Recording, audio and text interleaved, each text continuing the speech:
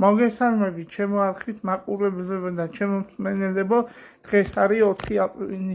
მე გიბრუნდები სპორტული სიახლეების სოფლიო სპორტის შესახებ მინდა გაცნობოთ ახალი ამბები.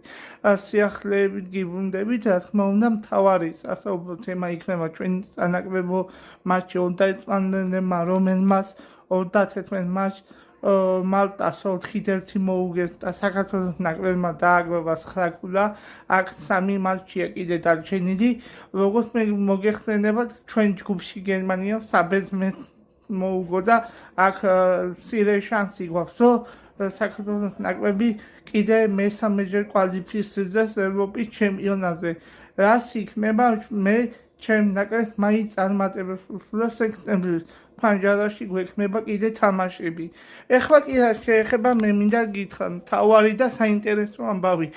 მოკლედ, რაც გასაოცარი უნდა იყოს, სენსაციური მატჩი ვიხილეთ იტალიის ბოსნიის სახით, რომელიც ძალიან საინტერესო დაპირისპირება იყო და ბოსნია პენვების სერიაში აჯობა იტალიას. იტალია უკვე ზედიზედ მესამეს სოფლიო ჩემპიონატის მიღმა დარჩა და აქ არ აქვს ყოფილი ათასხმაობა გამოიწვია და აქ დატოვა გუნდი გატუზომ წვრთნელი სპორტი და შეეხება, მაგრამ ერთადაც ვიტყვი, რომ აქ იტალია მოკლედ უკვე მესამედ ვერ მოხვდა სოფლიო ჩემპიონატის ტურნირზე. რა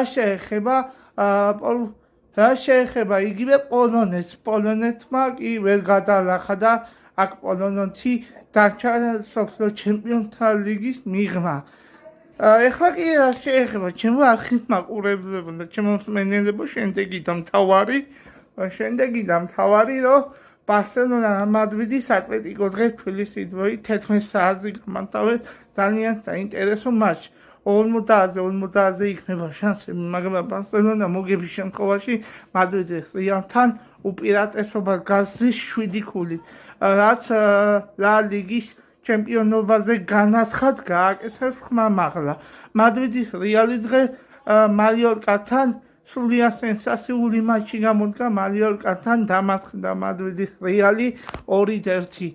რა შეეხება ჩემო არხის მსმენელებო, ხვალ თბილისის დროის მილანის ინტერი და რომა გამართავენ 11 საათზე მორიგ მატჩს, რომელიც მილანის ინტერმა ქულები არ უნდა დაკარგოს. მილანის ინტერმა ქულები არ უნდა დაკარგოს, თორე მილანი და ნაპოლი უფრო გაამწვავებენ აქ ჩემპიონატის დასრულებამდე საქმე. თუ მოგწონს ვიდეო, და ლაიქით გამოიწერეთ.